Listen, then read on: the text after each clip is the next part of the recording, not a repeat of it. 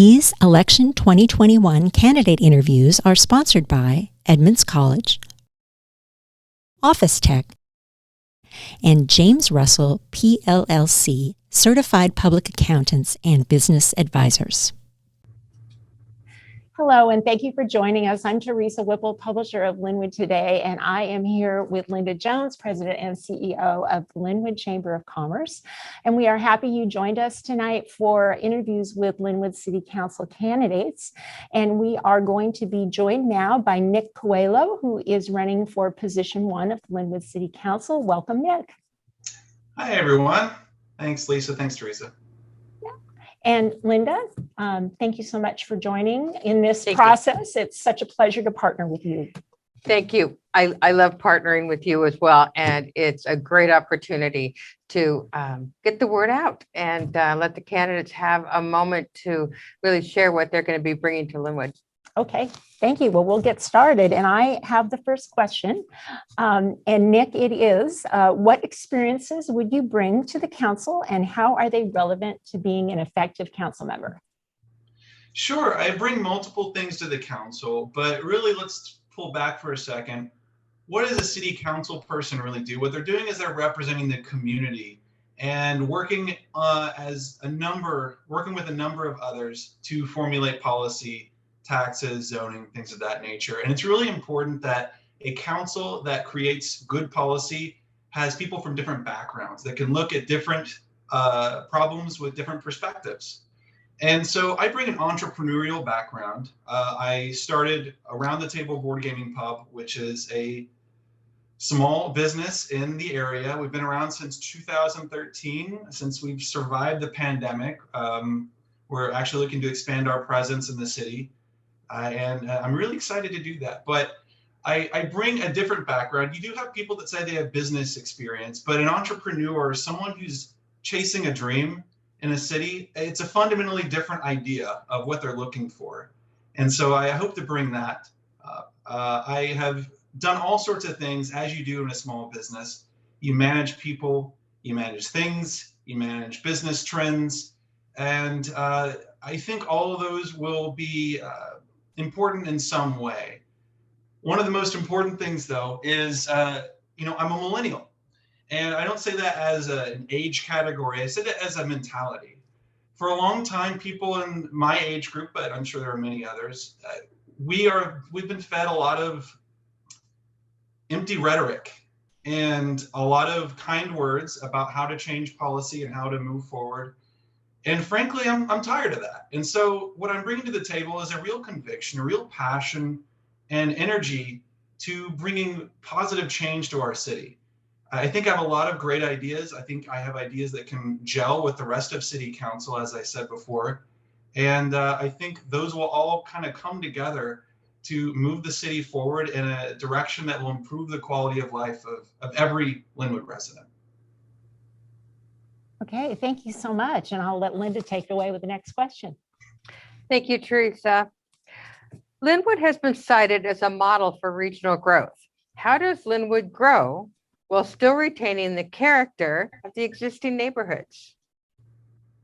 That's an excellent question. 2 years ago, I ran on growth and trying to figure out how to turn that into an opportunity. This time around, that is my campaign. My campaign is looking at all of this change around us. I mentioned before how my business opened up in Lynnwood in 2013. It doesn't feel like that long ago, but if you look around today, the transformation is undeniable. Not a week goes by where I feel like there aren't more cars on the road, more cranes in the sky, or more development. And understandably, people in this town, people in our neighborhoods, they're seeing change, and change can feel threatening or scary.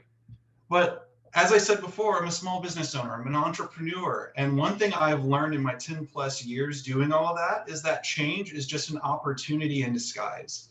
And I think we should really be using this opportunity to take growth and use it to our advantage. So what does it look like? It looks like a few things. We have a downtown core that we're building from scratch. It's a once in a generation opportunity to really take growth and build it into something that works for our community. Have a walkable downtown, have a diverse number of housing options that actually work for those who want a car-free lifestyle or want a more urban environment. We can use that tighter density to actually allow for things like micro-housing units that are going to allow the workers in our city, the retail, the service, even those grocery store union workers who maybe can't quite get into the housing market yet, to get housing that's going to be close to amenities, that's going to drive down the cost of living. One of those things I like to talk about is that affordable housing, and we're talking about density, so this is a little relevant. Affordable housing, all of that, it revolves around the cost of living. And so a tighter downtown, a more denser downtown, a more walkable downtown lets people not have a car payment. It lets people not have that expense on their bill, and that's significant. In the hundreds of dollars plus gas plus insurance, it adds up and it degrades the quality of life of those who have a car but really don't want to. Having those options downtown will be great, but Lynnwood, obviously, we like our cars. My neighbor has 5 cars and a boat in his driveway, so I understand it, I get it. What we don't want to do is make Lynnwood harder to drive in. That's the wrong approach to walkability. It's the wrong approach to growing our neighborhoods. So what I kind of put forward is densifying our neighborhoods, our single family home, historically neighborhoods, in a responsible manner by gentle increases in density, allowing things like the missing middle type housing that we're hearing all about these days, duplexes, smaller lot sizes so we can have smaller starter homes that make sense for people, quadplexes, the types of environments, the types of ways that our cities used to develop before the 1960s and 50s when we embarked on this suburban experiment. Beyond that, it also involves in bringing back commercial into our neighborhoods. We have a small little thing in the city code called neighborhood commercial zoning, and nobody uses it around here. I think we need to have a robust discussion about expanding that across the city and actually bringing courtyard cafes, neighborhood bakeries, things of that nature back into the neighborhoods, these human scale businesses where you can have a home behind a storefront and have someone actually operate out of their front area. I actually grew up in a bakery. My mother ran a bakery out of our house. I lived in what they used to call a streetcar suburb, which again was a suburb built in maybe the 1900s to the 1930s. And those were walkable neighborhoods. I had a front yard, I had a backyard. We lived in a single family home house, but 2 doors down, there was a duplex. Not a big deal. 2 doors down from that was a quadplex. Not a big deal. It actually provided diverse opportunities for people to find housing that fit their income and fit their lifestyles. Next to that, there were amenities. There was a play field where people could play baseball in the summer, a boys and girls club, an elementary school. But you go 2 blocks in the other direction and it's not just more housing, it was actually some commercial. We had an old time pharmacy where I used to pick up our prescriptions for the family and sneak in soda when my mother wasn't looking. And I even got my first job at a seafood bar just down the road from there at the age of 9, where I was picking up trash in the parking lot. And that taught me a lot of lessons, and it gave me opportunities to really explore the neighborhood and feel independent. And I feel like that's something we've gotten away from. And we can really take a moment, breathe, and look at this. I think we can grow our neighborhoods both in a way that enhances the character of the neighborhoods, not changes necessarily, but enhances, takes what's there and elevates it. For instance, in South Lynnwood, I know I'm going on a tangent here, but this is my shtick, right? In South Lynnwood, we have a large and growing Hispanic community. And the Latino community, the entrepreneurial community, they actually start businesses at twice the rate of other demographics. And I just tell people, why can't we open up commercial in this area that's right now a desert of commercial amenities? Open it up and suddenly, over time, have our own kind of mission district. People can come down there, they can smell the aromas, they can go to taqueras, they can visit and experience the culture that comes with diversity, which, we can bring into our currently milquetoast and neutral neighborhoods. It's a win-win situation. And that's really the whole spiel about growth for me. Thank you. Thank you very Yeah. much. I appreciate that, Nick. And Teresa, I'll turn it over to you. Yeah, thank you. Now we always talk about bakeries and now I'm hungry. Let's talk about shifting gears here. What ideas do you have for addressing the city's homelessness problem? Sure. I mean, we have to be realistic about this. Homelessness is a tragedy. It's a regional problem. It's in some ways a nationwide problem. And there's not a whole lot we can do to just have a silver bullet and solve the problem.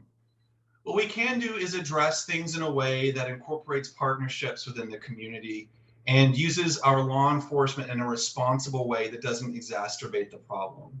So we have a program right now, I forget the exact terminology, but we do have a social worker embedded with the police. I talked about this last time, 2 years ago when we had this forum, but I'm really a big fan of this idea of compassion with boundaries. So when the police are going out to investigate nuisances and things like that, where we suspect there are homeless, bring out a social worker to try and circumnavigate or navigate our different social programs to find something that can actually help bring them out of that situation, I think is preferable to just jailing. And you do see jailing happen in some cities. So, you know, I'm not joking there. It's not always the Seattle approach, but there's a spectrum. On the same note, we should probably expand our partnerships with existing organizations that prevent homelessness in the first place. I know Volunteers of America has a great several programs that try and prevent unnecessary evictions, is what I guess I'll call them. But all of that doesn't change the situation where we have homeless people with substance abuse problems, things of that nature. You can't help some people until they're ready to accept it. And if people are going to be a nuisance, if people are going to be acting out in our community and making an unsafe environment, there are times where it is appropriate to take them out of that situation. And what I really appreciate with Lynnwood is we're being very proactive about this with the Community Justice Center that's currently, I think, in the final stages of getting the project all finalized to be built.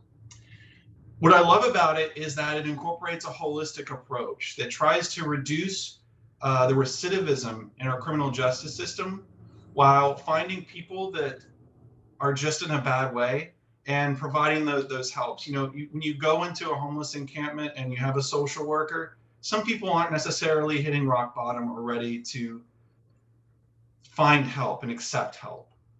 The Lynnwood Times did an interesting poll just a few years back where they actually interviewed people who were in the Lynnwood jail, who were in there for various reasons related to substance abuse.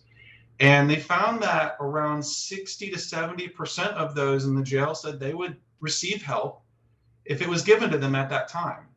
And one of the things the Community Justice Center does is it incorporates a really big partnership with the Community Health Center of Snohomish County and tries to bring their services in. It's just one more way to have prevention be part of the solution. And I think that's really the best we can do. Okay, thank you so much for that comprehensive answer. Appreciate it. Linda? Okay, back to a business focus. How would you help Lynnwood businesses who have been impacted by the COVID-19 pandemic? So it's an awkward question. My business was impacted by the COVID pandemic. I don't know if you all are aware, but Around the Table Board Gaming Pub is a place where people sit close together at tables, share pieces, drink, and talk loud. It is the perfect super spreader event in one compact business model. I could go on about our response, which I'm very proud of, by the way, but instead, your question was, what can we do to help businesses at this point? Yes. Guys, that ship has sailed. We're past that. We're coming out of the swing right now. I'm feeling it at our business. Things are getting back to normal. It's great. I think at this point, all we can do is be clear about the risks involved with COVID at this point. There are new variants coming out, and that can be a concern for some, but we have to clearly delineate what is unreasonable risk and what is acceptable risk, so that people can feel comfortable going out to businesses. There's so much misinformation these days. It's tough for us to sift through it all. And I say that as someone who, one of the initial problems with the COVID pandemic was, as a business owner, I was receiving 3 to 4 emails a week from various government departments at the very onset with different information, different restrictions, different guidelines, and some of them conflicted with each other. So we didn't really know what to do. At this point, we need a strict guideline of what is acceptable, what the public knows, and how to just move forward. That's really it. Thank you, Nick, very much. All right.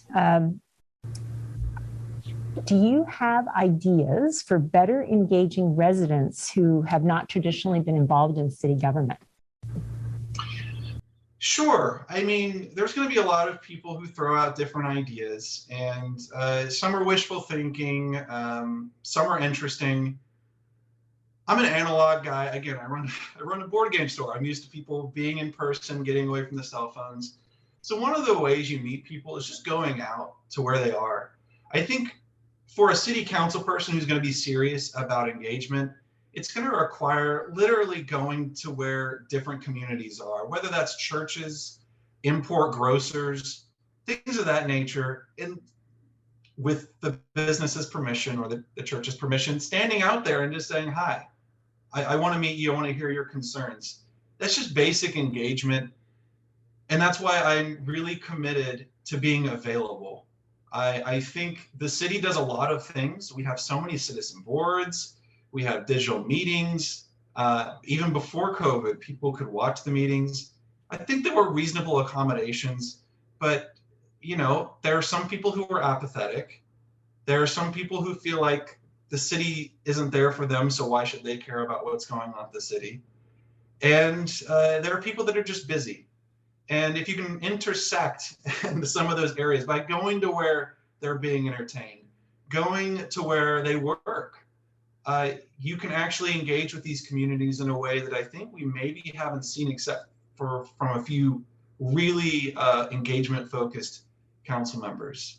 Beyond that, I do have a commitment to being available. I think one of the great silver linings of this terrible COVID drama is that we've all gotten used to this. Me staring at a camera, you staring at a camera, us talking to each other like human beings. Zoom has been amazing. And so that's why in my campaign, and I hope to incorporate this into just as being a representative, having a weekly, FDR called it a fireside chat, but that was one way. Having a weekly just hour of hanging out and talking to residents. That means they can go on a break, get on their phone, log in, leave a comment, things of that nature, shoot the breeze, become approachable. I'm an approachable guy. And I think that's going to benefit me when I try to engage people in this digital medium. And those are really my 2 ideas, to be perfectly honest. Thanks. Those are great ideas. Appreciate that, Linda. Yeah. Okay, Nick, name the top challenge you see for Lynnwood in the next 5 years, and how would you address it? I feel like we've talked about this already. Yeah, that's the problem with answering a lot of things in one question. My bad.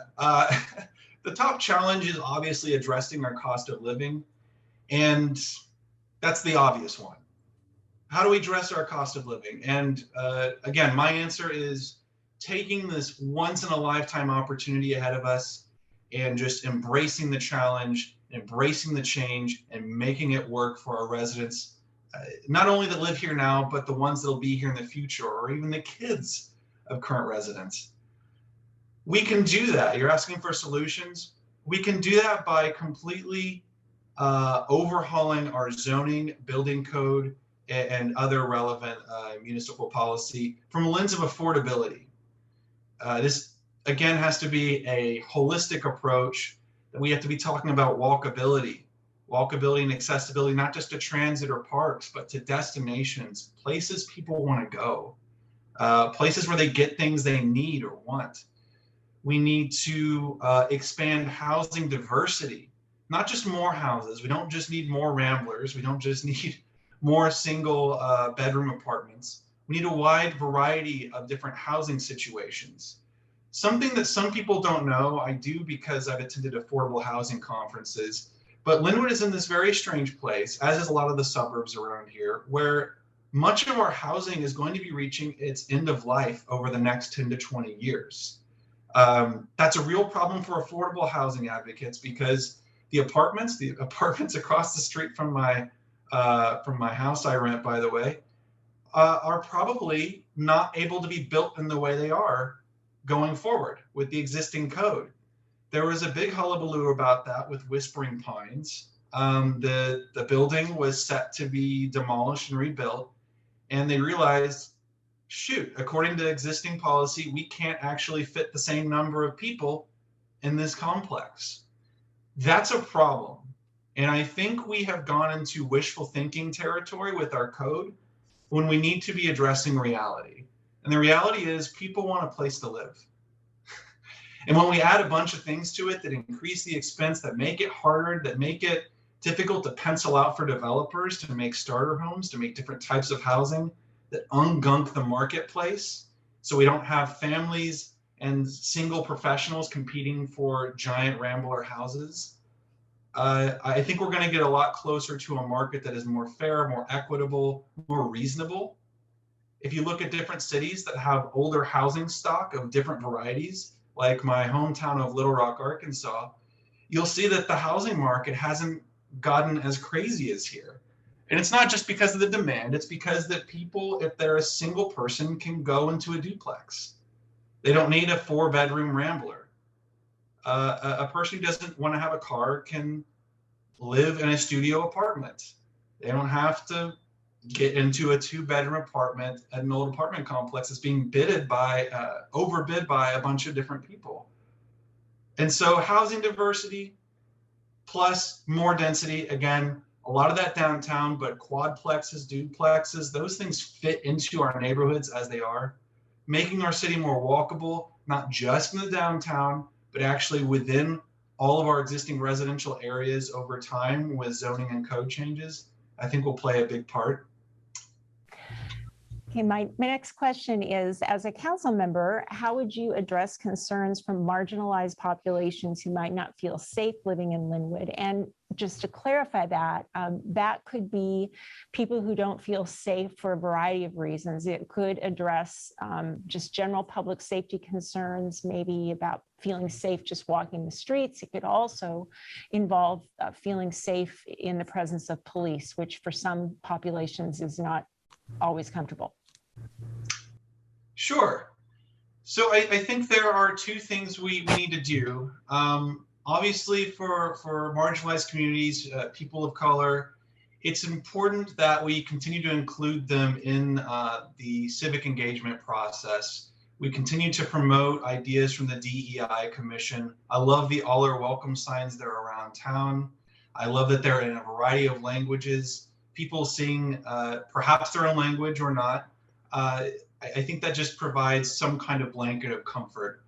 For those who aren't feeling safe for reasons related to maybe reactions with law enforcement, things of that nature, I think it's important to continue the programs we do with, for instance, I believe it's the Citizens Academy or Citizens Academy, where we have like a 6-week course with the police, making sure that people in those communities are being offered these chances and we're publicizing these events. Getting to know your local law enforcement goes a long way, I think, towards helping people understand mutually what they're going through, their concerns.